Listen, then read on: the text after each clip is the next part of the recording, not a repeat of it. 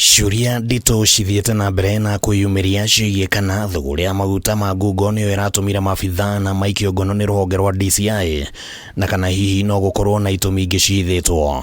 Hamwe na arĩa maraikirio ngono nĩ ũrĩa ũrarĩ mwandĩki mũkaru Mohamed Liban, ũrĩa ũrarĩ mũrũgamĩrĩri mũnene wa EPRA Daniel Kiptoo na ũrĩa ũrarĩ mũrũgamĩrĩri mũnene wa kambuni ya maguta ya KPC, oro ũndũ ũmwe na mũndũ ũngĩ ũmwe. Na rĩu mũmbunge wa Kiharu Ndindi Nyoro nĩ ahithũrĩtie riboti cia atĩ anaya maraikirio ngono nĩ kĩrĩa augĩte atĩ nĩ biacara ya maguta marahũrire mũgarũ na matanya ma andũ anene thirikari-inĩ. Acio andũ maranyitwo nĩ ũndũ wa kũrĩa biacara ya anene yao tondũ nĩo marehaga maguta marĩa metagwo G2G kuma Saudi Arabia. Rĩu acio maranyitirwo tondũ kũratuĩka harĩ meri irokire Kenya na meri icio itiumĩte kũu andũ acio magĩraga maguta. Ndindi augĩte atĩ ngirimiti ya ũgũri wa maguta ĩrĩa yũĩkaine ta G2G ya gũkorwo nĩyo ĩrahũthĩrwo nĩ maabithaa thirikari kwĩguna o kĩũmbe, gũkĩonekana ta maabithaa yana mangĩkorwo marathire mũgarũ na ngirimiti ĩno.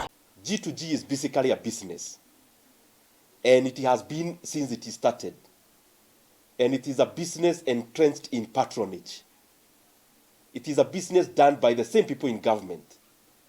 And that is why you realize the same company handling G2G, 75% of the fuel that comes into Kenya, it is the same company that is dealing with exploiting our Turkana oil.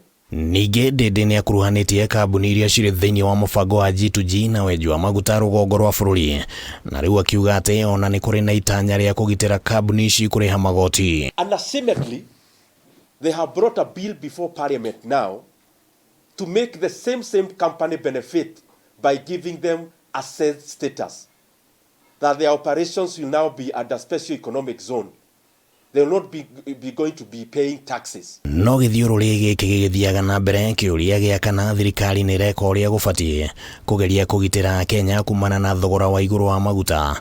Nĩ kĩũria kĩronekana gũthiĩ na mbere na gũthukanĩrio, na Ndindi augĩte atĩ thirikari nĩ ĩrahũthĩrĩria ndeto ĩno. Mabũrũri maingĩ thĩinĩ wa thĩ kuma Europe gũthiĩ Asia marakuo ũhoro ũyũ wa bei ya maguta na ũritũ ũrĩa wagĩrĩire.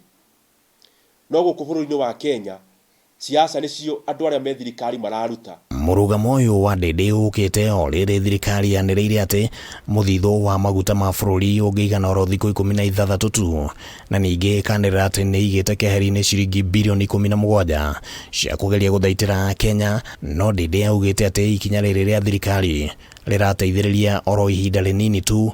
Whatever time the crisis may take, Kenya must prepare for many more months to come, not just for 1 month.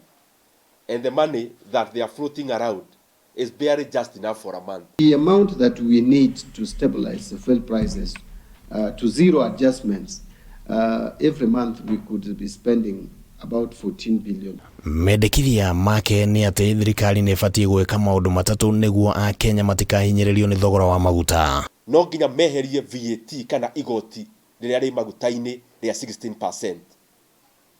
Namba 2, fuel ĩrĩa yongereirwo mwaka wa 2024 ya ciringi 7 no nginya thirikari yeherie rĩu. Na namba 3, no nginya thirikari iheane kĩrĩa gĩtagwo subsidies. We are thinking of doing something about VAT and changing it from alvolerum to specific. So because we also don't want to lose revenue that had already been factored in the budget. Handũ-inĩ ha Kameme TV rĩtwa rĩakwa nĩ Kĩmani Wangũnjiri.